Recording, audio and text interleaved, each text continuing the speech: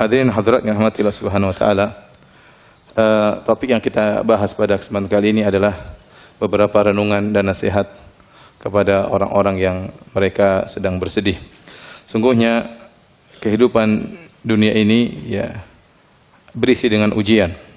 Dan Allah Subhanahu wa taala telah menekankan hal ini dalam banyak ayat. Ya linabluwahum ayyuhum ahsanu amala.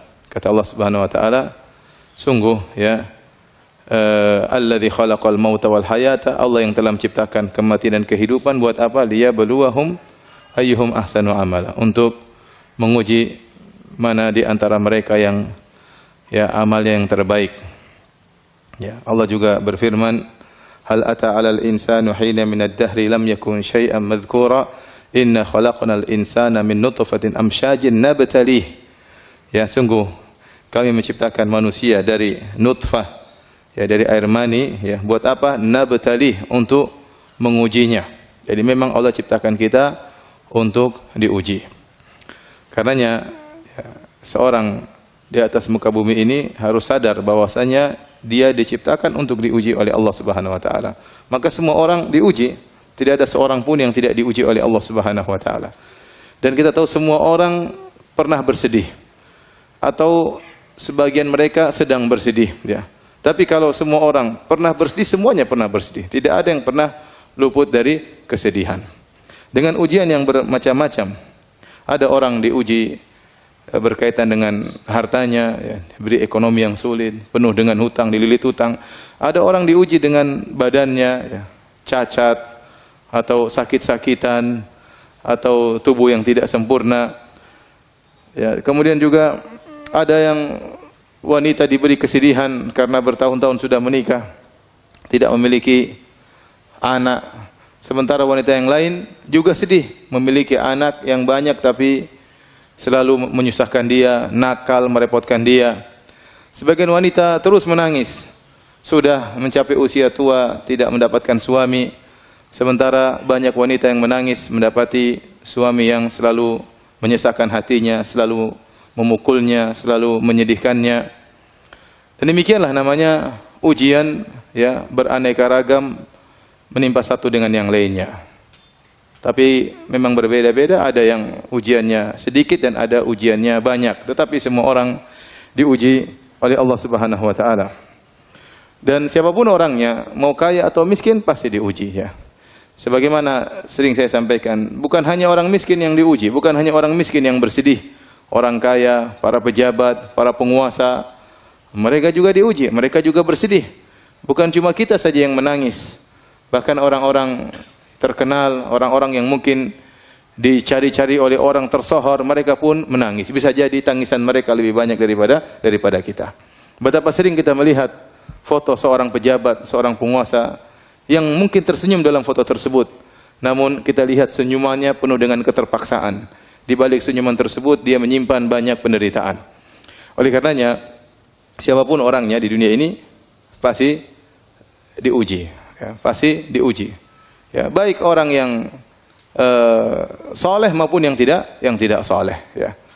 Terlebih lagi Allah menjanjikan orang-orang yang beriman dengan ujian yang lebih berat. Ya. Kata Allah Subhanahu wa taala, Alif Lam Mim ahasiban nasu ayyutraku ayyaqulu amanna wa hum la yuftanun. Wa laqad fatanna alladhina min qablihim fala ya'lamanna Allahu alladhina shadaqu wa la ya'lamanna al-kadhibin. Kata Allah Subhanahu wa taala, Alif Lam Mim, apakah manusia dibiarkan mereka berkata beriman sementara mereka tidak diuji? Sungguh kami telah menguji orang-orang sebelum mereka agar Allah tahu mana yang imannya benar dan mana yang imannya dusta, ya. Am hasibatum an tadkhulul jannata wa lamma ya'tikum mathalul ladzina khalau min qablikum massathumul ba'sa'u wad-dharra'u wa zulzilu. Apa kalian menyangka kalian akan masuk surga sementara belum datang kepada kalian ujian yang pernah menimpa orang-orang sebelum kalian? Mereka ditimpa dengan penderitaan, dengan kesusahan, digoncang oleh Allah Subhanahu wa taala. Jadi orang yang beriman justru dijanjikan ujian oleh Allah Subhanahu wa taala.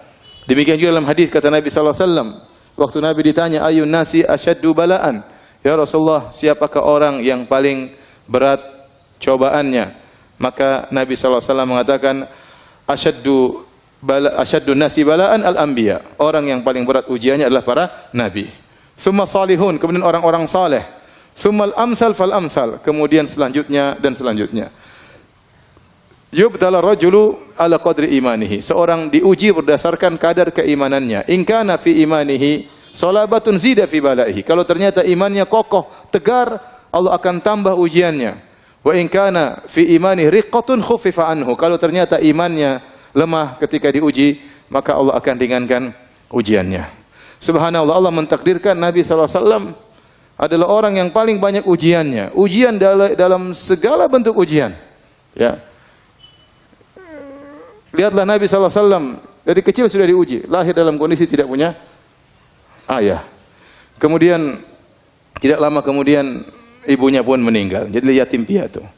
Hidup dalam kondisi miskin sejak kecil sudah menggembalakan kambing. Ya. Diuji dari sisi harta, Nabi hidup dengan penuh kesederhanaan. Ya, bulan-bulan berlalu, istri-istrinya tidak ada memasak apapun di rumahnya. Rumah dengan rumah yang sangat sempit, mungkin cuma 4 kali 5 meter. Ya.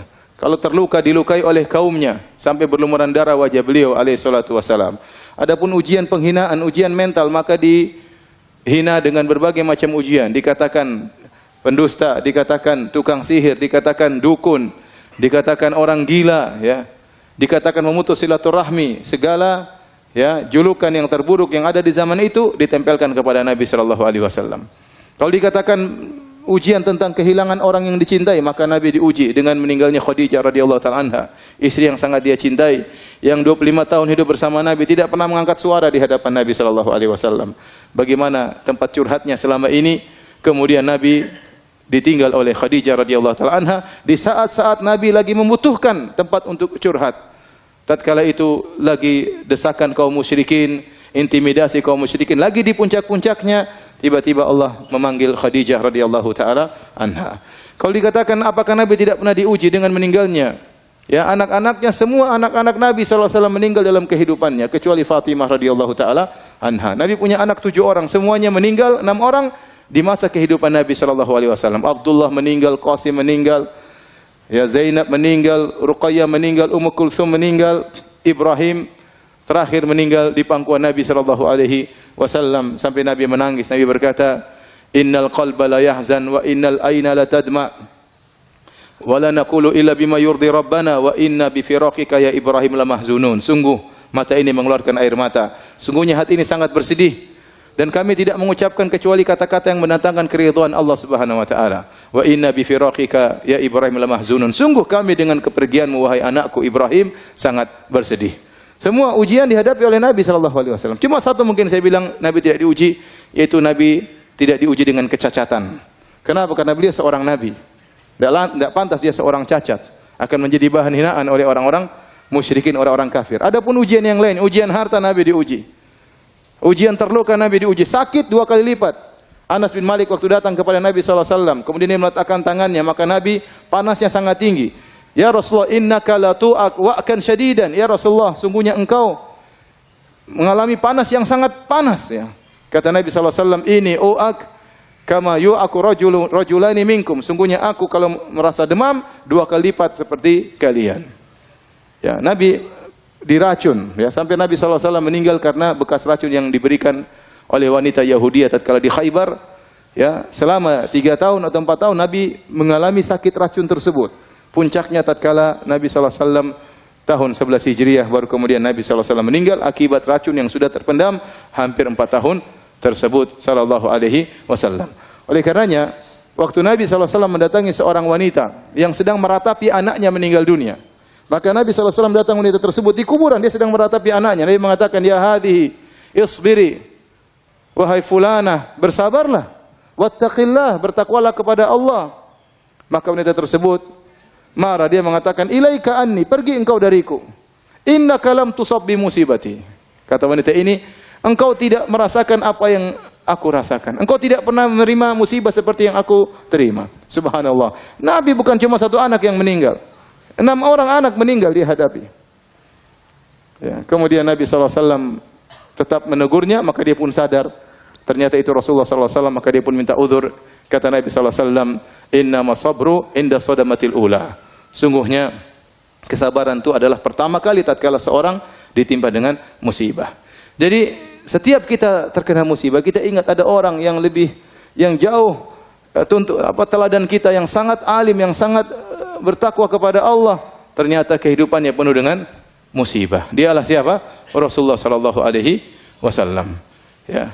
Oleh karenanya, hadirin dan hadirat Allah Subhanahu wa taala, ada beberapa nasihat yang ingin saya sampaikan ya pada kesempatan kali ini agar meringankan beban kesedihan yang dialami oleh kita. Karena siapa di antara kita sih yang tidak pernah bersedih? Terkadang kesedihan itu datang berkelanjutan, silih berganti ya. Yang pertama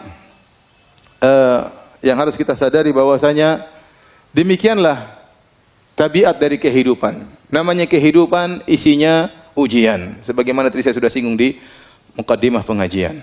Nah, Allah Subhanahu wa taala berfirman, "Laqad khalaqnal insana fi kabad." Sungguh kami ciptakan manusia fi kabad, yukabid, yaitu dalam kondisi susah payah.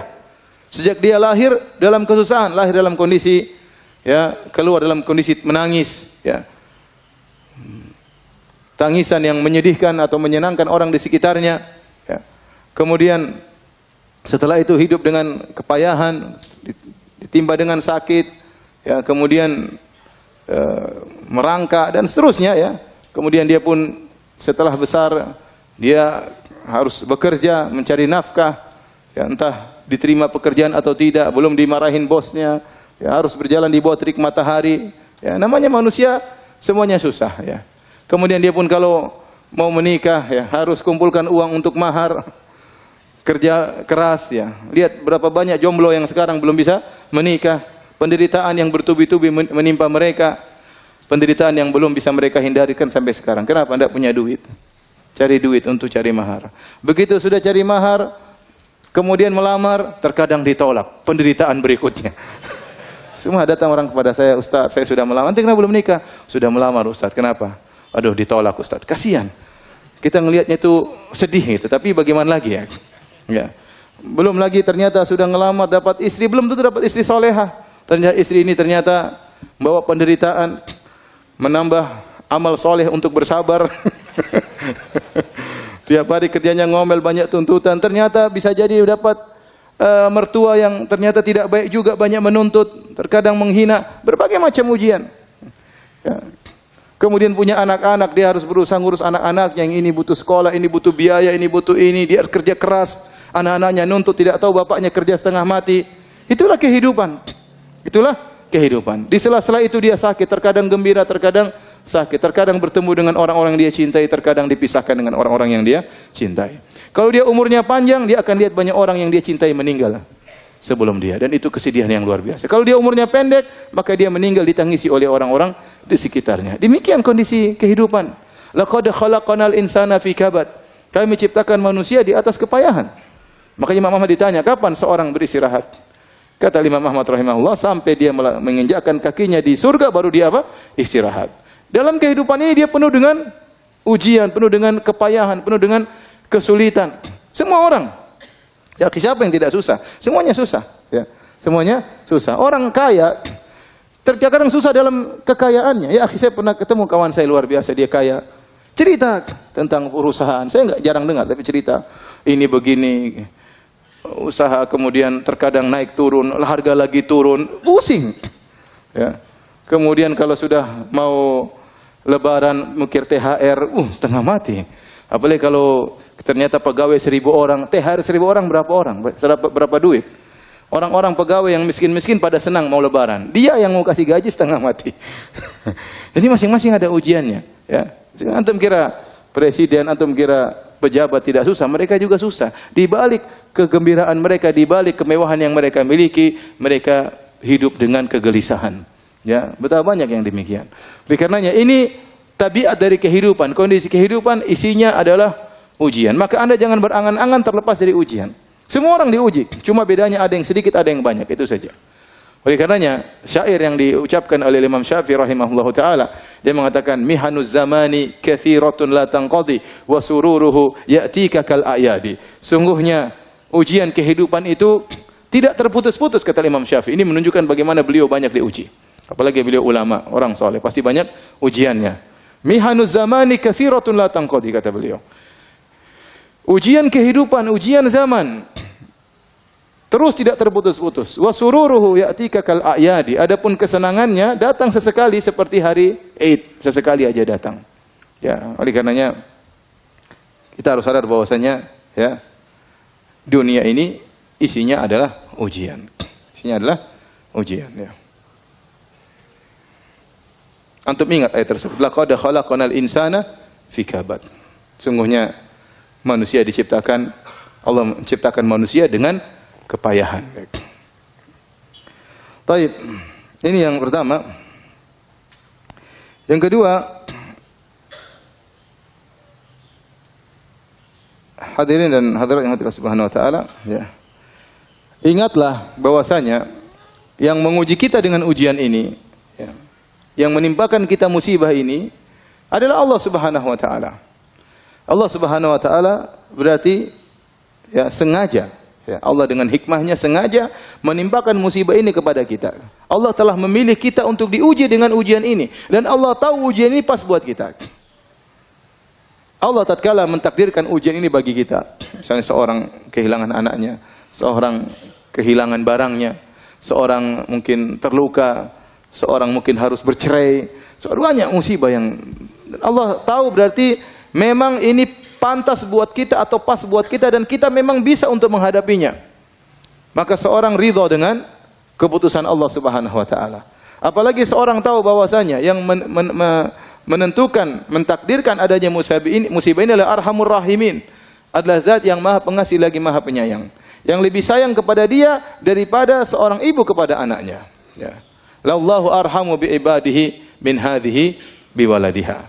Allah lebih sayang kepada hamba-hambanya daripada seorang ibu terhadap anaknya. Jadi kalau Allah kasih kita musibah, kasih kita ujian, ya udahlah, ini berarti memang Allah sudah takdirkan. Dan Allah memilih buat kita ujian tersebut, berarti kita sebenarnya sanggup untuk menghadapinya. Karena Allah telah berfirman, la yukallifullahu nafsan illa usaha. Allah tidak memberi luar kemampuan. Jadi kalau kita berusaha, bersabar, berdoa, tegar, insya Allah kita bisa menghadapi ujian ini. Dan ini memang pas, kadarnya sesuai yang Allah kehendaki. Ini dia ujiannya sekian, kadarnya sekian. Makanya tadi hadis yang sudah saya sebutkan, Allah memberi ujian kepada seorang hamba. In kana fi imanihi salabatun zida fi balaihi. Kalau ternyata imannya kokoh, Allah tambah. Berarti Allah memberi ujian sesuai dengan kadar yang pas buat kita. Maka seorang begitu diuji, sabar. Sabar, dia tahu bahwasanya ini adalah ujian yang memang harusnya bisa dia hadapi. Kemudian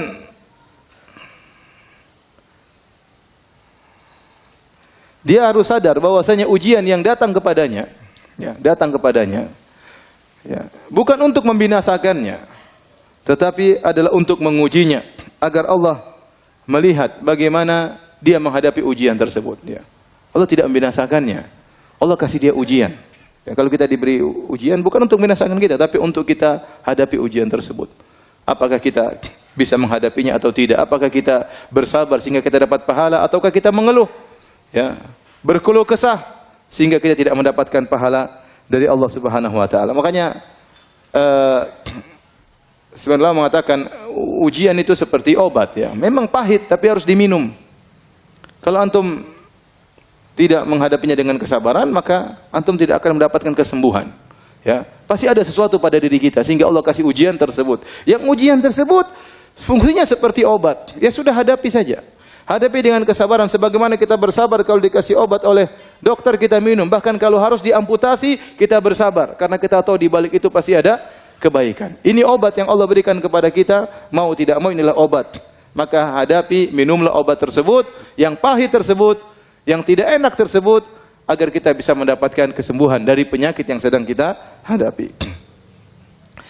Kemudian di antara hal yang perlu kita ingat, Allah kasih kita musibah, ya. Allah kasih kita ujian. Di antara hikmahnya agar Allah ingin melihat seorang hamba beribadah dengan berbagai macam model ibadah. Ada orang diberi ibadah dengan ibadah bersyukur, maka dikasih kenikmatan agar Allah lihat dia bagaimana bersyukur kepada Allah. Terkadang Allah kasih dia musibah agar Allah lihat bagaimana cara dia beribadah kepada Allah dalam kesulitannya. Ya. Dan betapa banyak ibadah yang muncul tatkala orang dalam penderitaan, yang tidak mungkin dilakukan oleh seorang yang sedang menghadapi kenikmatan, mendapati kenikmatan. Coba antum bayangkan seorang tatkala sedang diuji, hatinya benar-benar Terenyuh kepada Allah Subhanahu wa taala. Harapannya hanya kepada siapa? Allah Subhanahu wa taala. Kalau dia berdoa dia menangis. Yang itu mungkin tidak didapatkan oleh orang-orang yang dapat kesenangan. Ya. Seorang kalau dalam kenikmatan mungkin dia salat sekedar mau nangis, apa yang mau dia tangisi? Apa yang mau dia tangisi? Sampai seperti ada lelucon ya. Ada seorang imam di Mekah. Saya diceritain wallah alam benar atau tidak ya, tapi lelucon namanya Syekh Al-Muhaisini. Syekh Al-Muhaisini dia punya murotal Quran ya. Kalau antum mendengar murotalnya dia sering nangis. Dan dia punya masjid di daerah di Mekah. Orang banyak yang iktikaf juga di masjid tersebut. Dan dia kalau sholat sering nangis ya. Kemudian suatu hari ada seorang dari Mesir kemudian sholat situ senang dengar imamnya sholat sambil nangis-nangis. Kemudian dia tanya, siapa imamnya itu? Maka orang berkata namanya Al-Muhaisini. Sementara di samping-samping ada hotel-hotel namanya Al-Muhaisini, Al-Muhaisini. Itu yang punya hotel-hotel ini? Iya. Sudah punya hotel masih nangis katanya. Jadi maksud saya, bisa jadi memang seorang dalam ketentramannya, dalam kebahagiaannya dia menangis, tapi itu jarang. Ibadah yang keluar dari hati seorang tatkala sedang diuji dengan musibah itu luar biasa ya. Luar biasa. Makanya terkadang seorang lilit utang dia berdoa kepada Allah Subhanahu wa taala dan utangnya tidak dilunas-lunaskan oleh Allah Subhanahu wa taala. Karena Allah tahu kalau utangnya lunas dia berhenti berdoa kepada Allah Subhanahu wa taala. Kalau utangnya lunas dia tidak lagi salat malam kepada Allah Subhanahu wa taala. Bahkan terkadang Allah menambah hutangnya sehingga dia benar-benar terjepit, sehingga dia tahu apa arti tawakal. Dia tahu apa arti apa? Tawakal. Betapa banyak orang diajari oleh Allah dengan tawakal setelah dijebak dengan ujian yang sangat berat, tidak ada yang bisa menolong dia seorang pun. Presiden pun tidak bisa menolong dia. Ya. Tidak ada yang bisa menolong dia. Kecuali siapa? Allah. Maka dengan adanya ujian, adanya musibah, adanya penderitaan, maka Allah Subhanahu wa taala ingin mengetahui dari seorang hamba agar hamba itu beribadah dengan berbagai macam model ibadah. Ada ibadah syukur, ada ibadah apa? Ada ibadah sabar, ya. Ada ibadah sabar dan demikianlah, ya. Kita lihat Nabi Muhammad SAW beribadah dengan bersyukur, beribadah dengan bersabar. Kita lihat Nabi Sulaiman alaihissalam yang super kaya raya dengan dipenuhi dengan berbagai macam kenikmatan, dia juga pernah diuji oleh Allah Subhanahu wa taala. Lihat Nabi Ayub yang pernah kita sampaikan kajian, pernah diberikan kekayaan yang luar biasa dan pernah dikasih sakit yang lama. Dia pernah beribadah kepada Allah dengan syukur dan dia pernah beribadah kepada Allah dengan sabar.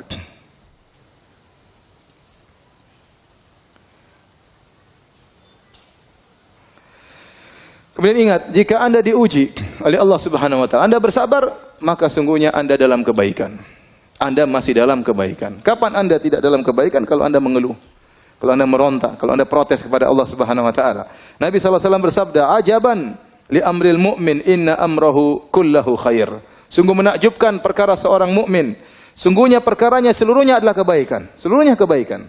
Wa laisa dzalika li ahadin illa lil mu'min. Dan ini tidak mungkin kecuali hanya kepada seorang mukmin. Seorang mukmin yang selalu dalam kondisi baik. Dan ini tidak mungkin dilakukan kecuali oleh seorang mukmin. In asabatu sarra syakara fakana khairal lahu. Kalau dia mendapati kesenangan-kesenangan maka dia bersyukur dan ini baik baginya. Wa in asabathu dharra, dan jika dia diuji dengan penderitaan, sabara, maka dia bersabar.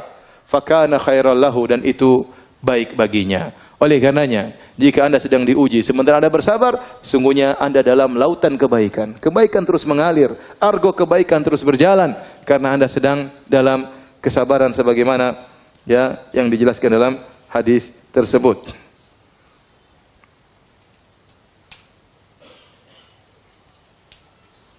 Oleh karena dalam hadis disebutkan, kata Nabi sallallahu alaihi wasallam, "Ma min ahadin minal muslimin."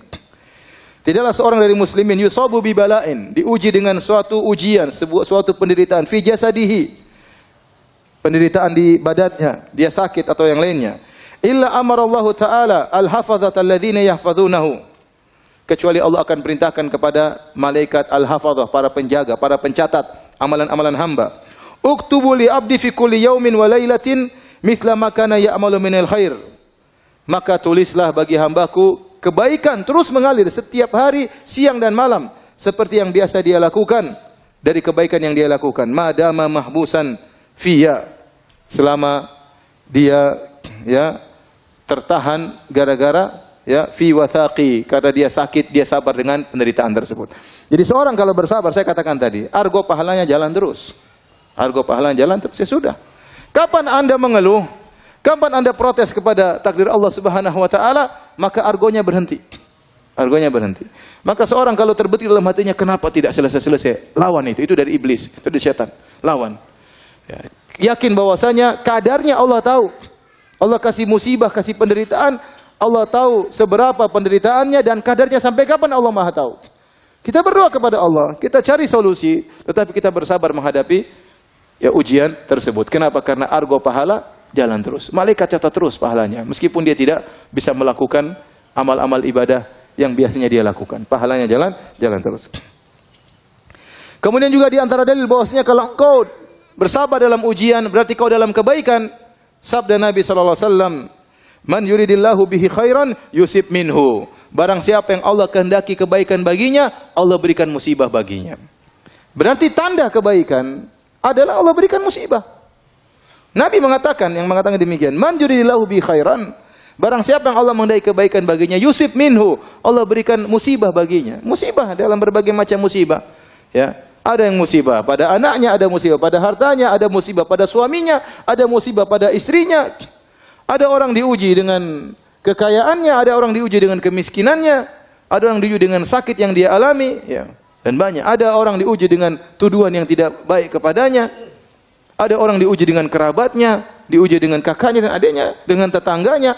Oleh karenanya, selama kita diuji dan kita bersabar, sungguhnya berarti Allah masih menghendaki kebaikan bagi kita. Dalam hadis yang lain kata Nabi SAW, "Idza ahaballahu qauman ibtalahum." Kalau Allah mencintai suatu kaum, Allah uji mereka.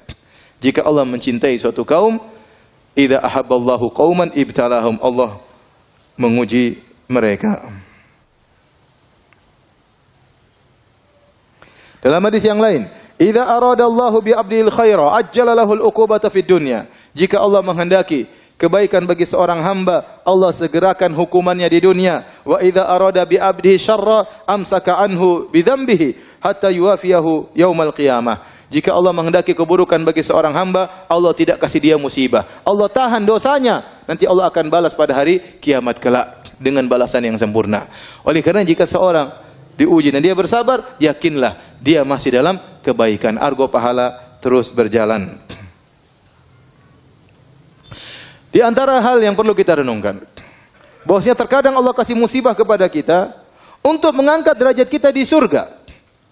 Dalam satu hadis kata Nabi SAW, Inna rajula la yakunu lahu 'inda Allahil manzilah fama yablughuha bil amal fama yazalu yabtalihi bima yakrahu hatta yuballighahu iyyaha. Kata Nabi sallallahu alaihi wasallam, sungguhnya seorang benar-benar dia memiliki kedudukan di sisi Allah Subhanahu wa taala. Namun Allah tidak bisa mengangkat dia ke posisi tersebut dengan amal solehnya. Artinya apa? Allah lihat amal soleh dia sedikit, tidak cukup. Pahala dia tidak cukup untuk mendongkrak dia untuk naik ke derajat yang tinggi tersebut. Fama yazalu yabtalihi, maka Allah terus mengujinya. Allah terus memberikan musibah kepadanya. Bima yakrah, dengan perkara yang dia tidak sukai. Hatta yuballighahu iyyaha, sampai Allah pun menyampaikan dia pada derajat tersebut. Ini yang disebut dengan musibah menambah derajat seseorang. Ya, siapa di antara kita yang tahu amal solehnya banyak? Ya akhi, kita baca Quran jarang-jarang. Ya, kita salat malam jarang-jarang. Itu pun salat malam dalam kondisi ngantuk-ngantuk. Sedekah masih pelit. Berbakti sama orang tua juga jarang-jarang. Baik sama istri pun tidak banyak. Perhatian sama tetangga kurang. Zikir juga lisan tidak pernah basah dengan zikir kepada Allah Subhanahu wa taala. Ibadah kita kurang. Kalau kita mau kita kalkulasi ibadah kita sangat sedikit. Terus kita ingin mendapat derajat yang tinggi, tidak ada cara lain kecuali dengan dikasih musibah. Di balik musibah tersebut banyak ibadah-ibadah yang mau tidak mau kita lakukan. Ya, kerendahan diri, kesedihan, kembali kepada Allah Subhanahu wa taala, menangis dalam sujud, menangis dalam salat malam. Ternyata dengan dikasih musibah tersebut, pahala kesabaran seorang hamba mengangkat dia pada derajat yang tinggi. Kalau dengan amal saja dia tidak mampu. Inilah maksud dari hadis tersebut.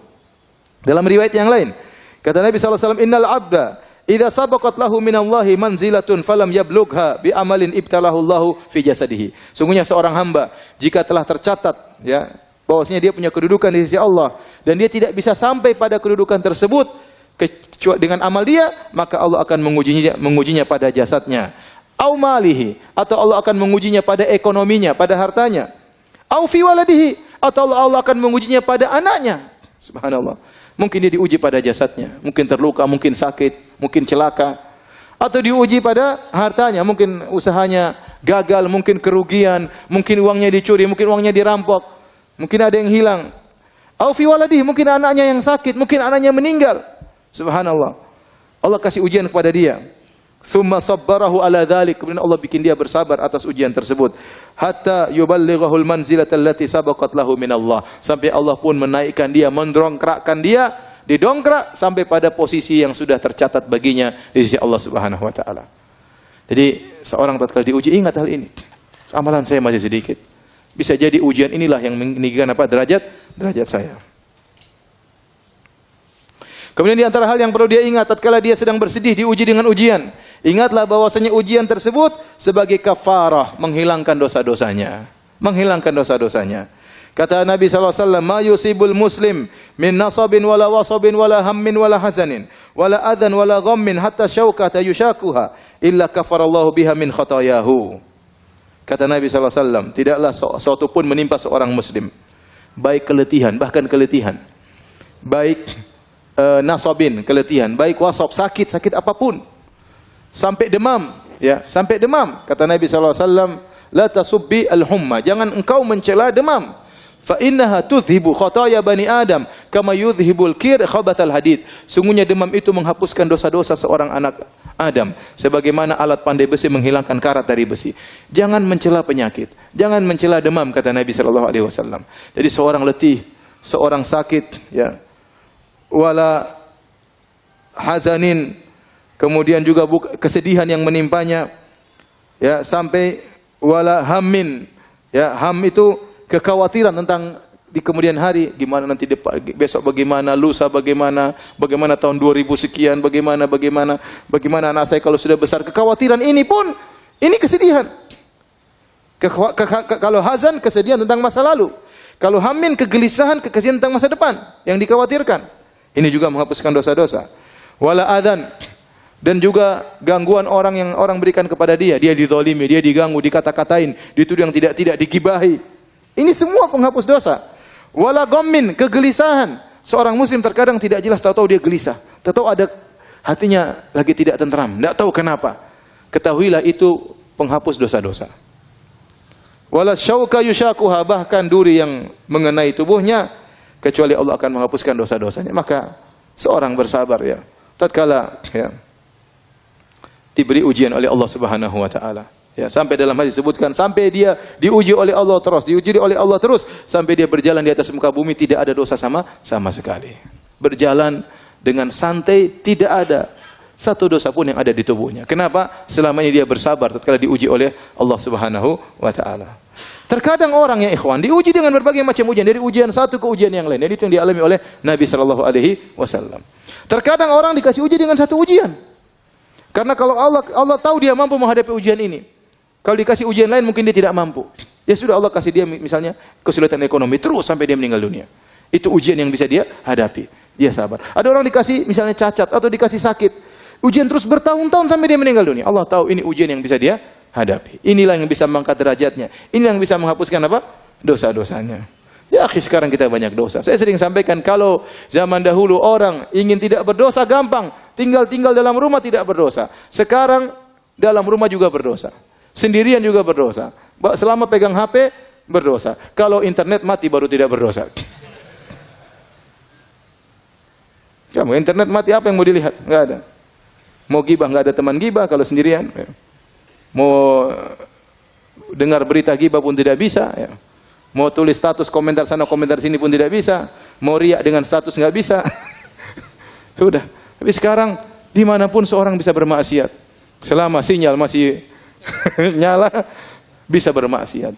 Nah, ini kesempatan Allah kasih ujian menghapuskan dosa-dosa kita. Kita tidak minta kepada Allah, ya Allah ujilah saya. Jangan.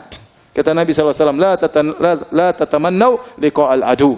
Jangan kalian berangan-angan untuk bertemu dengan musuh. Fa idza laqitumuhum fasbiru, fasbutu. Kalau ketemu dengan musuh sabar. Kita tidak minta diuji, tapi kalau Allah kasih ujian kita bersabar. Karena ujian tersebut menghapuskan dosa-dosa. Ujian apapun, ya, ujian apapun. Sedih, gelisah, kekhawatiran, takut, jengkelan, ya, pulang ke rumah diomelin istri, itu menghapus dosa-dosa. Alhamdulillah. Kenapa Mas? Alhamdulillah. Bilang Mas, alhamdulillah. Semua omelanmu, semua teriakanmu menghapuskan dosa-dosaku. Kalau aku bersabar ya. Kalau nggak bersabar tambah dosa. Coba ini tadi hadisnya. Ma yazalul bala'u bil mu'min. Senantiasa ujian menimpa seorang mukmin, wal mu'minah, dan juga seorang wanita mukminah, fi nafsihi wa waladi wa malihi. Allah kasih ujian ini berganti-ganti ujiannya. Bayangkan, senantiasa ujian menimpa seorang mukmin atau seorang mukminah, fi nafsihi, pada badannya, pada hatinya sakit, sedih. Waladihi, mungkin diganti lagi pada anaknya. Wa malihi, anaknya sudah, hartanya juga kena. Hatta yalqallaha ta'ala wa ma alaihi khati'ah, sampai dia bertemu dengan Allah, tidak ada satu dosa sedikit pun yang dia bawa. Ini menunjukkan musibah, ya, menghapuskan dosa-dosa.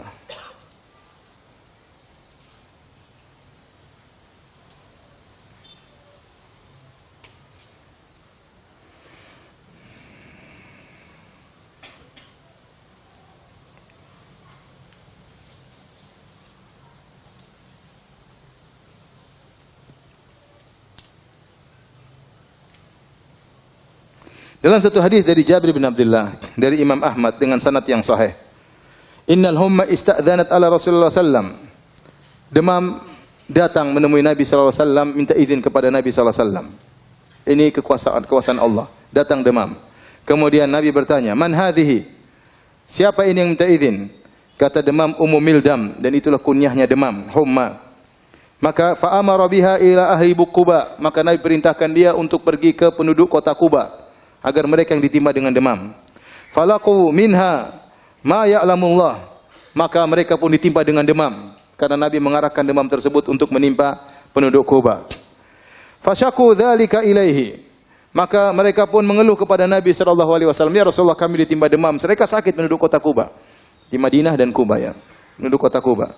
Maka Nabi berkata, "Ma syi'tum, in syi'tum an ad'ullaha lakum fayakshifaha ankum wa in syi'tum an takuna lakum tahuran." Terserah kalian wahai penduduk kota Quba. Kalau kalian berkehendak, aku akan berdoa kepada Allah agar Allah menyembuhkan kalian dari demam tersebut. Demam tersebut diangkat oleh Allah Subhanahu wa taala. Kalau kalian mau, maka demam ini akan menjadi pembersih dosa-dosa kalian. Maka mereka berkata, "Awa taf'aluhu?" Apakah demam bisa menghilangkan dosa-dosa kami? Qala na'am, kata Nabi, iya. Qalu fada'ha, kata mereka, biarkan demam tersebut menimpa kami. Jadi demam menghilangkan apa? Dosa-dosa. Demam menghilangkan dosa-dosa. Hadis ini disahihkan oleh Syekh Albani rahimahullahu taala. Oleh karenanya, bukankah kalau kita menyungguh orang sakit, apa yang kita katakan? Tahur insyaallah. Tahur insyaallah. Ya, membersihkan dosa-dosa. Insyaallah di situ tahqiq untuk menunjukkan pasti membersihkan dosa-dosa jika Anda bersabar. Ya. Untuk menunjukkan pemantapan, tahur insyaallah. Ini penyakit yang menimpamu akan menghilangkan dosa-dosamu jika engkau bersabar.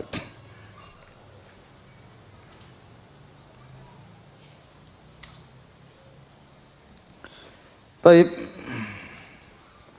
Nasihat berikutnya para hadirin dan hadirat yang dirahmati oleh Allah Subhanahu wa taala. Bisa jadi musibah yang menimpa kita ini merupakan sebab terhindarkan dari musibah yang lebih besar. Ya, bisa jadi musibah yang menimpa kita merupakan sebab yang untuk menghindarkan musibah yang lebih besar. Kata Imam Ibnu Qayyim rahimahullah taala, kalau Anda sulit memahami hal ini, renungkanlah kisah Nabi Khadir dengan anak yang dia bunuh. Kata Allah Subhanahu wa taala, "Fantalaqa hatta idza laqiya gulaman faqatalah. Qala aqtalta nafsan zakiyatan bighairi nafsin laqad ji'ta syai'an nukra." Waktu Nabi Khadir jalan Nabi Musa ketemu dengan seorang anak, kemudian dengan wahyu dari Allah, maka Nabi Khadir pun membunuh anak tersebut. Nabi Musa mengingkari. Bagaimana kau bisa membunuh seorang anak yang tidak punya salah sama sekali? Kalau dia bunuh orang, kita boleh bunuh, dia enggak punya salah. Maka kemudian di belakangan Nabi Khadir menjelaskan, ya. Fa ammal ghulamu fa kana abawahu mu'minaini fa khashina ayyurhiqahuma tughyana wa kufra. Fa aradna ayyubdilahuma rabbuhuma khairan minhu zakatan wa aqraba ruhma. Ya. Sungguhnya anak yang saya bunuh tersebut tentu menyedihkan kedua orang tuanya atau tidak? Menyedihkan kedua orang tuanya. Anaknya meninggal dunia. Tapi kata Nabi Khadir, sungguhnya anak ini Kalau dia besar, dia akan menjerumuskan kedua orang tuanya ke dalam kekufuran. Dia akan menjerumuskan kedua orang tuanya ke dalam kekufuran. Maka kami ingin anak ini diganti. Maka anak ini meninggal dan itu musibah. Kemudian Allah menggantikan dengan anak yang lebih baik. Ini dijadikan barometer Ibnu Qayyim rahimahullah taala. Kalau Anda tidak bisa memahami musibah itu bisa menghilangkan musibah yang lebih besar, maka renungkanlah apa? Kisah ini. Renungkanlah kisah ini.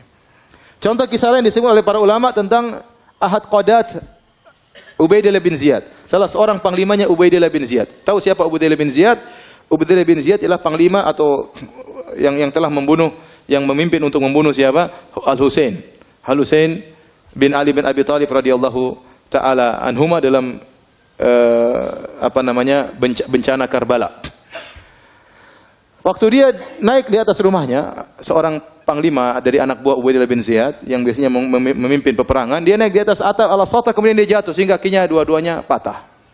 Maka dia dijunguk oleh seorang ulama yang bernama Abu Kilabah, muridnya Anas bin Malik radhiyallahu taala anhu. Maka dia mengatakan, insyaallah lebih baik, ya. Insyaallah ini lebih baik yang Allah takdirkan bagi engkau. Maka dia bilang, apa yang lebih baik daripada kedua kaki patah? Dia tidak tahu. Kemudian 3 hari berikutnya tiba-tiba datang surat panggilan dari Ubaidillah bin Ziyad agar dia memerangi peperangan untuk membunuh atau untuk mencegah Husain bin Ali bin Abi Thalib. Akhirnya datanglah utusan tersebut, dia berkata, lihatlah bagaimana saya mau berangkat sementara kedua kaki saya apa? Patah. Akhirnya tidak jadi dia. 11 hari kemudian datang kabar Husain telah terbunuh. Dia bilang, rahimallahu Abu Kilabah. Semoga Allah merahmati Abu Kilabah. Benar nasihatnya. Seandainya saya tidak jatuh, saya akan pimpinan perang untuk membunuh siapa? Al-Husain. Kita tidak tahu, subhanallah. Bisa jadi musibah tersebut ada musibah yang lebih besar yang Allah hindarkan dari kita dengan terkena musibah kecil tersebut. Sebagaimana kisah yang sering saya sampaikan tentang seorang raja yang memiliki wazir, menteri yang selalu mengatakan al-khair khiratullah, yang terbaik adalah pilihan Allah Subhanahu wa taala. Kisah ini sering disampaikan oleh para ulama, saya tidak tahu akan kesahihannya. Ya, seorang menteri yang selalu berkata yang terbaik pilihan Allah Subhanahu wa taala. Setiap ada orang terkena musibah dia datang, yang terbaik pilihan Allah Subhanahu wa taala. Orang terkena musibah, yang terbaik pilihan Allah Subhanahu wa taala. Sampai akhirnya sang raja tangannya terputus karena terpotong, dia datang kepada sang raja, dia berkata, yang terbaik pilihan Allah Subhanahu wa taala. Maka raja pun marah. Apa yang terbaik? Tangan saya putus, jari saya putus, kau bilang yang terbaik. Masukkan ini menteri dalam penjara. Begitu dimasukkan di penjara, dia mengatakan yang terbaik pilihan Allah. Saya di penjara pun adalah yang terbaik. Suatu hari sang raja kemudian sedang berburu dengan menteri-menterinya, kemudian mereka berburu, kemudian mereka berburu, keasyikan berburu sampai keluar daripada daerah kekuasaannya. Sampai akhirnya dia terjebak ke suatu kaum yang mereka menyembah berhala atau menyembah arwah, dan mereka ingin menangkap orang supaya dikurbankan kepada sesembahan tersebut. Akhirnya sang raja ditangkap dengan pengawal-pengawalnya, semua ditangkap dan semuanya dibakar atau dipanggang atau dibunuh untuk arwah mereka. Ketika sang raja ingin dibunuh, tiba-tiba ada seseorang dari penyembah berhala tersebut berteriak, ini tidak pantas orang ini untuk disembahkan kepada Tuhan kita. Kenapa? Tangannya ada yang cacat jarinya. Yang cacat tidak boleh. Seperti kambing, kalau ada kambing yang luka, tidak boleh. Ada kambing yang buta, tidak boleh. Ini tidak cacat untuk jadi korban. Kalau korban harus orang yang tidak boleh cacat. Akhirnya raja tersebut disuruh pulang dan dia selamat gara-gara jarinya yang putus. Maka dia ingat perkataan menterinya, benar perkataan menteriku, yang terbaik adalah apa? Pilihan Allah Subhanahu wa taala. Maka dia segera pulang ketemu menterinya, dia mengatakan, benar perkataanmu, yang terbaik adalah pilihan Allah. Terus kamu waktu di penjara kenapa kau bilang terbaik pilihan Allah? Kata dia, kalau saya tidak di penjara, tentu saya akan ikut berburu sama Anda dan saya jadi korban. Jadi maksud saya, seorang renungkan ini kisah bisa jadi musibah, ya, mendatangkan atau menolak musibah yang lebih besar. Saya pernah dengar cerita ada seorang, dia menemani orang untuk pergi ke bandara. Ya, tamu datang, kemudian dia pun menemani tamu tersebut menunggu ke bandara. Ternyata pesawat delay. Harusnya dia sudah pulang ke rumah, mungkin sudah tidur siang atau tidur malam. Saya lupa waktunya, mungkin sudah tidur malam. Namun gara-gara ngantar temannya ini, padahal dia lagi sibuk, setiap ngantar lihat jam, aduh, kok enggak. Ternyata pesawat delay dan karena dia enggak enak dia nungguin. Musibah. Waktu dia terbuang, pekerjaannya tertunda. Subhanallah, sampai akhirnya temannya tersebut berangkat, dia pulang ke rumah, ternyata rumahnya kecurian. Terus rumahnya kecurian. Ada rampok datang masuk kemudian mengambil hartanya. Kemudian dia tambah jengkel lagi. Dia bilang coba ini. Itu gara-gara pesawat.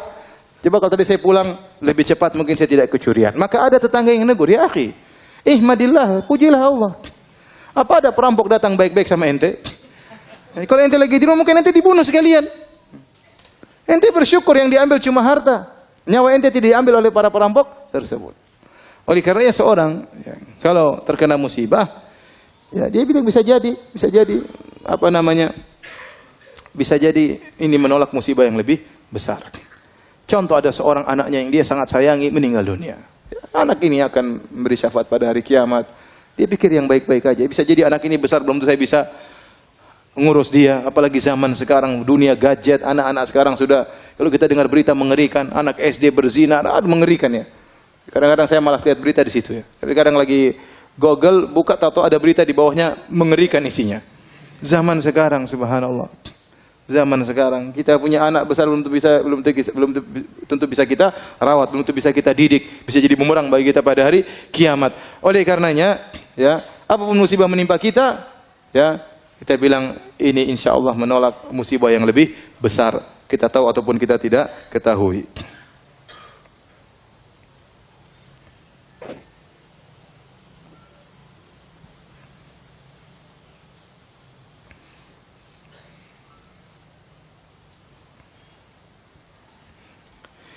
Anda ditimpa musibah oleh Allah Subhanahu wa taala agar Anda tahu bagaimana bersyukur yang benar. Terkadang seorang tidak tahu rasa syukur, nikmatnya syukur kecuali setelah dikasih apa?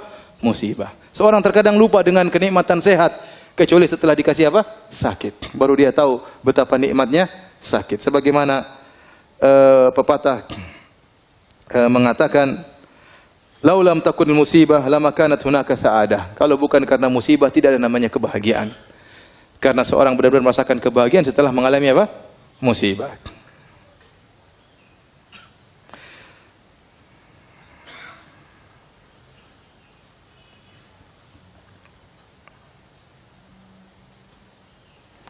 Di antara hal yang bisa meringankan seorang tatkala sedang bersedih, dia harus beriman dengan masalah takdir. Dia tahu bahwasanya seluruh yang menimpanya ini sudah ditakdirkan oleh Allah Subhanahu wa taala. Tidak mungkin dia hindari. Nabi sallallahu alaihi wasallam ya mengatakan, "Ma asabaka lam yakun liyukhti'ak, wa ma akhta'aka lam yakun liyusibak." Apa yang menimpamu tidak bisa kau hindari, dan apa yang terhindar darimu tidak mungkin menimpamu. Ini sudah pasti ya. Innallaha kataba maqadiral khalaiq qabla an yakhluqas samawati wal ard bi 50,000 sanah. Sungguhnya Allah mencatat takdir seluruh makhluk, termasuk Anda ini makhluk. Takdir Anda telah ditulis oleh Allah secara detail, masing-masing kita secara detail. Ya, dari masih nutfah sampai meninggal dunia sudah dicatat oleh Allah dengan detail dan Anda tidak akan keluar dari takdir tersebut. Ya. Bahkan Allah catat tersebut 50.000 tahun sebelum Allah ciptakan langit dan bumi, bukan sebelum 50.000 tahun sebelum ente diciptakan, enggak. 50.000 tahun qabla an yakhluqas samawati wal ard, sebelum Allah ciptakan langit dan bumi. Kata Nabi sallallahu alaihi wasallam, "Rufi'atil aqlam wa jaffatis suhuf." Pena-pena sudah diangkat dan lembaran sudah kering, tidak ada perubahan. Maka mau tidak mau Anda tidak akan bisa menghindar dari musibah tersebut. Karena musibah tersebut sudah tercatat bagi Anda. Tinggal bagaimana Anda menghadapi musibah tersebut. Kalau Anda menghadapinya dengan sabar, fa anta ma'jur, maka engkau dapat pahala. Tapi jika engkau menghadapinya dengan tidak bersabar, fa anta ma'zur, engkau dapat dosa. Tetap saja tidak terhindar. Mau diapain? Sekarang kalau ada misalnya seorang ibu anaknya meninggal dunia, kemudian dia meronta-ronta, menangis-tangis, apakah anaknya bisa hidup kembali? Nggak bisa. Percuma. Tinggal di hadapan dia mau meronta-ronta, dapat dosa. Dia bersabar, kesedihan ada. Nabi pun bersedih. Tapi dapat pahala. Tinggal dia pilih yang mana. Dan tidak akan merubah kondisi. Tidak akan merubah kondisi. Seandainya kalau dia meronta-ronta, menangis-tangis, anaknya hidup kembali, silakan meronta-ronta. Tapi tidak ada, tidak bisa. Sebagian ibu-ibu, subhanallah, saya dengar berita sedih sekali. Saya tahu ada seorang wanita, ya, sudah ngaji, kemudian sampai bercadar, kemudian anaknya meninggal.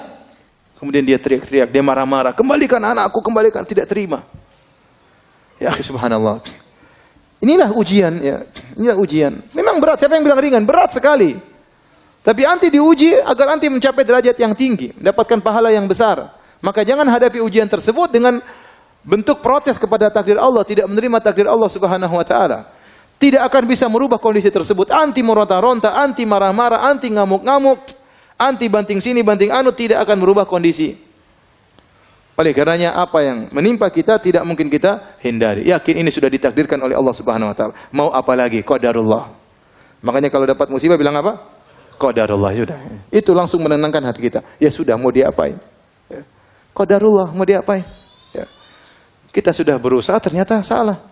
Kita sudah menjaga anak kita sudah obati ke rumah sakit, qadarullah, mau diapain? Mau diapain? Ya. Ustaz, istri saya kurang ajar, ya sudah, qadarullah, mau diapain? Ente sudah nyari, ente sudah searching di Facebook kan? Cari yang ini, sudah verifikasi lagi, sudah semuanya, sudah tanya semua, sudah ternyata salah Ustaz. Ya qadarullah, hadapi ujian tersebut. Mau diapain? Ya. Mau diapain?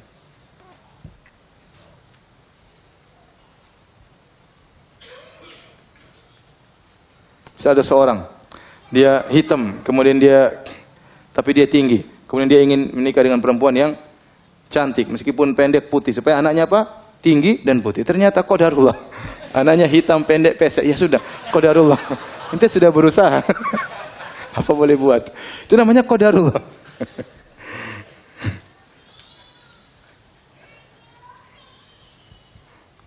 Jadi yang paling mudah membuat orang sabar adalah yakin bahwasanya semuanya sudah ditakdirkan oleh Allah Subhanahu wa taala.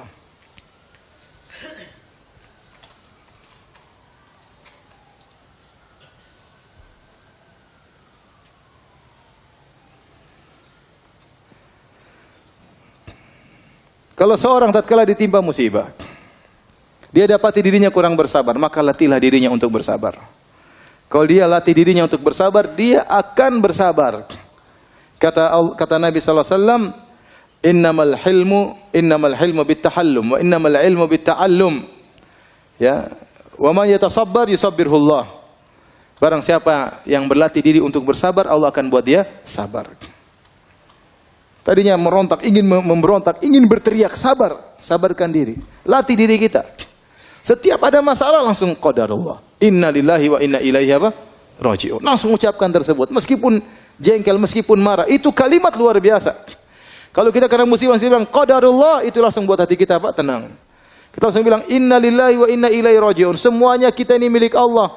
Mobil kita, rumah kita, harta kita, anak kita, semuanya milik Allah. Kalau Allah ingin ambil, terserah.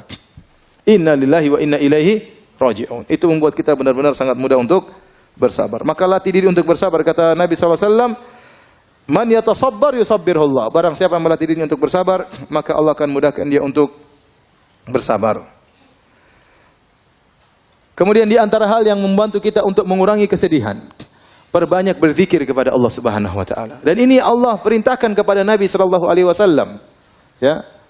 Fasbir ala ma yaqulun wasabbih bihamdi rabbika qabla tulu'i syamsi wa qabla ghurubiha. Kata Allah Subhanahu wa taala, sabarlah engkau wahai Muhammad atas apa yang mereka ucapkan. Mereka mengatakan engkau orang gila, engkau pemutus silaturahmi, engkau dukun. Mereka mengatakan tentang Allah yang tidak benar, yang membuat hatimu jengkel. Fasbir ala ma yaqulun. Sabarlah atas perkataan mereka. Wasabbih bihamdi rabbika qabla tulu'i syamsi wa qabla ghurubiha. Dan bertasbihlah kepada Rabbmu sebelum terbit fajar dan sebelum terbenam matahari. Sebelum terbit matahari dan sebelum terbenam matahari, waktu subuh, sebelum subuh bangun, zikir pagi petang, zikir kepada Allah. Itu menghilangkan kesedihan.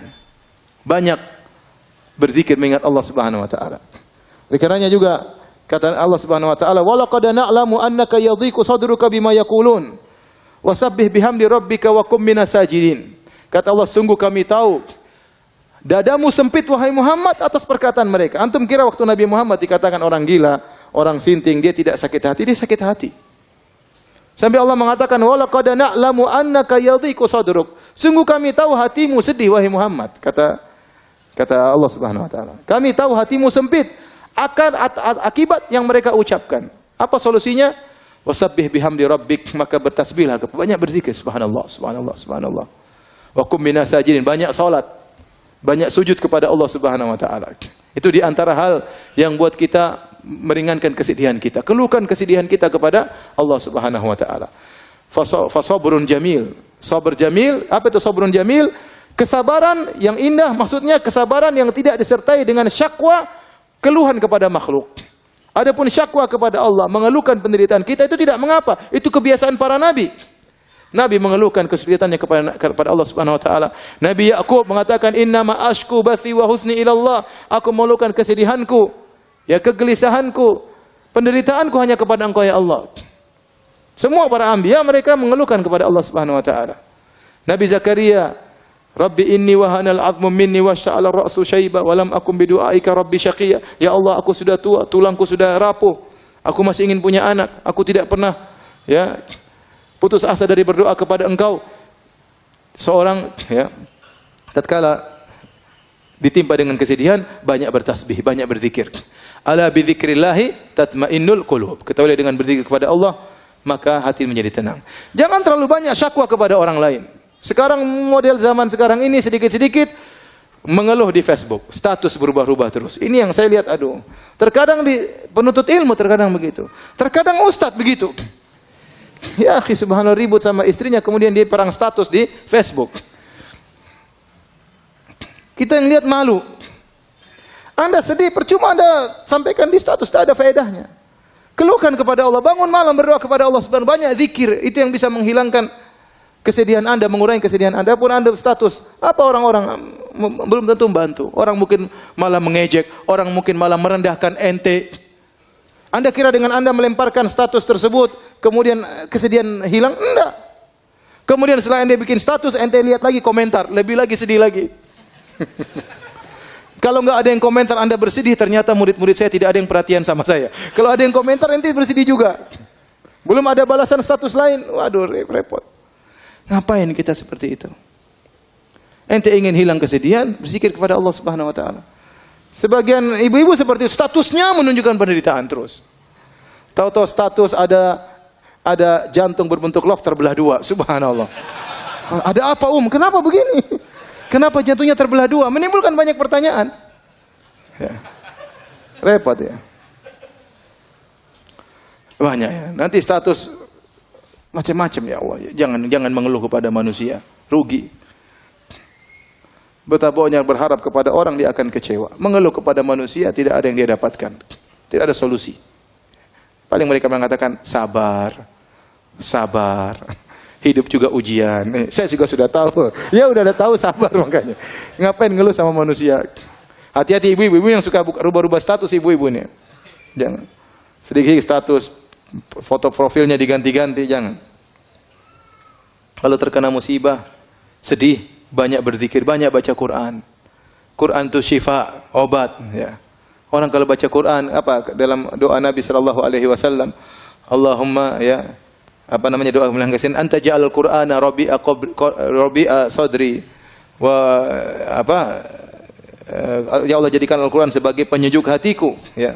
Kemudian menghilangkan kesedihanku dan menghilangkan wa dhahaba gumumina wa ahzanina, menghilangkan kegelisahan, kesedihan. Di antaranya baca Al-Qur'an.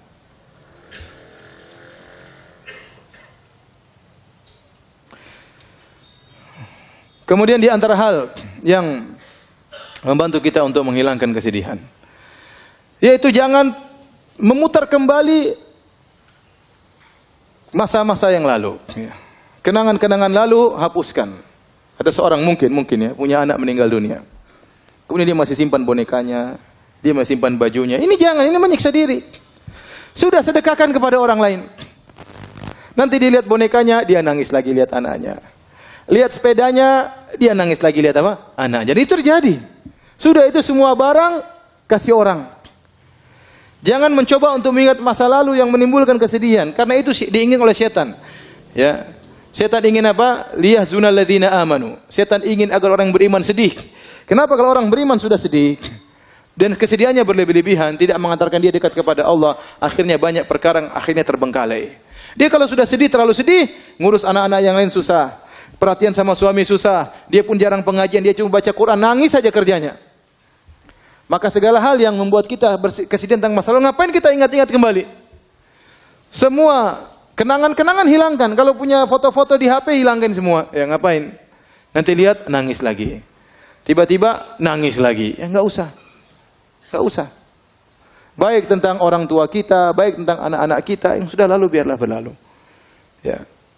Ngapain kita menjebak diri kita pada kesedihan yang lalu yang tidak mungkin kita perbaiki lagi, mustahil, tidak mungkin kita kembalikan lagi, mustahil. Ya sudah, maka segala hal yang membuat kita teringat dengan masa lalu, kesedihan yang berkepanjangan, maka hendaknya kita hindari. Kemudian jangan lupa ya untuk menghadiri majelis ilmu. Di antara zikir yang menenangkan hati majelis ilmu, dengar pengajian tentang kesedihan, ya, tentang tawakal, tentang sabar, tauhid, terutama pengajian tentang tauhid. Dengar bagaimana Tuhan kita, bagaimana Allah Subhanahu wa taala, bagaimana Allah melakukan semuanya dengan hikmah. Ya, bagaimana Allah terkadang menguji hamba-hambanya, baca kisah-kisah orang terdahulu. Dengar pengajian tentang bagaimana kisah para ulama diuji, sehingga kita tahu bahwasanya kita ini diuji tidak ada apa-apanya dibandingkan dengan mereka. Ya. Dan ini membuat kita lebih ringan kesedihan kita. Kemudian jangan lupa perkara yang penting tatkala kita terkena kesedihan, berusaha membantu orang lain. Berusaha membantu orang lain. Oleh karenanya Al-Imam As-Sa'di, gurunya Syekh Utsaimin rahimahullah taala pernah berkata, dia mengatakan, dua pokok kebahagiaan adalah pertama ikhlas kepada Allah, yang kedua membantu orang lain. Ini dua pokok kebahagiaan. Anda kalau ingin bahagia, lakukan dua ini. Pertama ikhlas. Berusaha dalam segala kegiatan ikhlas karena Allah, bukan mencari komentar manusia, bukan karena kepentingan duniawi, bukan untuk melihat ya like atau dislike, tidak peduli. Saya mencari komentar Allah Subhanahu wa taala. Kapan Anda bisa ikhlas dalam segala kegiatan Anda, maka Anda akan meraih kebahagiaan. Yang kedua, membantu orang lain. Setiap kita bantu orang lain, maka Allah akan berikan kita kebahagiaan. Allah berfirman, ya ayyuhalladzina amanu idza qila lakum tafassahu fil majalisi fafsahu yafsahillahu lakum. Bahkan perkara yang mungkin tidak butuh biaya membantu orang. Kata Allah, ya wahai orang yang beriman, jika dikatakan kepada kalian lapangkan majelis supaya atau rapatkan supaya orang bisa masuk duduk bersama antum di masjid, maka berilah kelonggaran bagi mereka. Yafsahillahu lakum, maka niscaya Allah akan berikan kelapangan bagi kalian. Kata para ulama termasuk kelapangan dada. Kelapangan dada. Ya, padahal tidak butuh biaya sehingga orang datang, silakan duduk samping saya. Itu ente bikin begitu, ente dapat apa? Kebahagiaan. Tidak usah jauh-jauh, kita sholat Jumat misalnya, sholat Jumat full masjid rame. Ada orang bingung cari apa? Cari tempat. Kemudian kita sini kita rapat-rapat sedikit. Silakan sambil antum tersenyum. Dia kemudian berdiri samping antum. Itu Allah kasih kebahagiaan bagi antum. Begitu saja. Sebaliknya, kalau antum kemudian bawa sajadah sendiri sholat Jumat, terus kaki ente lebarin. Ente sudah siap mau datang, ente nggak mau. Dia mau sampingin, ente semakin lebarin. Pasti ente dapatkan hati ini jengkel, grundel. Allah bikin hati ente menjadi apa? Sempit. Berbuat baik kepada orang lain pasti mendatangkan kebahagiaan. Antum lihat orang di jalan, orang menyeberang, orang lagi sibuk-sibuknya, ente sempatkan waktu ngantar orang kakek tua tersebut sebentar. Berhentikan kemudian antum berjalan ngantar orang tersebut. Allah pasti kasih kebahagiaan. Dan ini asal kebahagiaan adalah membantu orang lain. Di saat-saat kita penuh kesedihan, jangan lupa kita memberi kebahagiaan kepada orang lain. Niscaya kesedihan tersebut akan dikurangi oleh Allah Subhanahu wa taala. Ya.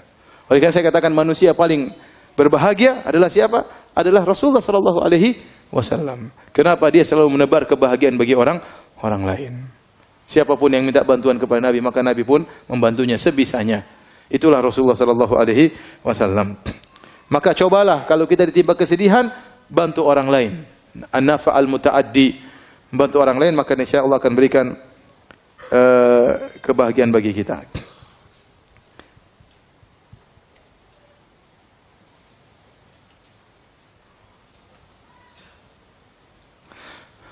Kemudian aku lagi sedih. Ada hal-hal perkara yang kata para ulama, perkara yang materi yang mungkin bisa membantu kita untuk bahagia. Ya misalnya kita mungkin sedih, ya. Kalau makan bakso hilang kesedihan, ya makan bakso aja enggak apa-apa. Enggak ada masalah. Lagi enggak enak badan, lagi enggak hati pengin mana, pengin lihat hijau-hijau, udah pergi hijau-hijau lihat, enggak ada masalah. Jangan kunci pintu, matikan lampu, tambah sedih. Ya, ini di antara hal. Kemudian saya kalau ketemu si fulan, saya selalu bahagia, dia orangnya lucu. Ya udah pergi ke orang tersebut. Ketemu ngobrol sama dia, ganti suasana. Nah, apa kita lakukan untuk menghilangkan apa? Kesedihan, ya. Ya, senang dengan warna tertentu. Kalau warna hijau, indah, hati menjadi tentram. Ada ibu-ibu senang lihat warna ungu, ya. Lihat sudah lakukan, tidak ada masalah. Ini termasuk perkara-perkara yang bisa menambah, ya, menghilangkan kesedihan. Kemudian hindari hal-hal yang bisa mendatangkan kesedihan bertambah. Contoh nonton berita, sukanya nonton berita kriminal. Tambah sedih enggak? Tambah sedih. Waduh, sedih. Berita tentang selingkuh, semakin sedih ketakutan. Waduh, sudah gini suami saya selingkuh. Ketakutan luar biasa. Pelakor, apa namanya? Pelakor tadi? Pelari apa? Oh, perebut laki orang. Saya kira pelari laki orang. Perebut berita-berita seperti itu akhirnya bikin gelisah, bikin sedih. Ketemu orang yang mulutnya kotor, jangan ketemu dia. Ketemu majelis-majelis ghibah, jangan. Ini bikin kesedihan semuanya. Ganti suasana, ya. Ganti suasana. Kalau punya grup ternyata isinya berita-berita enggak enak, left, tinggalkan grup. Cari grup yang lain yang bisa mendatangkan apa? Kebahagiaan. Tidak ada masalah. Itu juga di antara hal yang bisa mengurangi kesedihan. Kemudian yang terakhir, hadirin hadirat Allah Subhanahu wa taala, kalau kita terkena musibah, usahakan musibah tersebut kita ringankan dengan beberapa perkara, di antaranya ya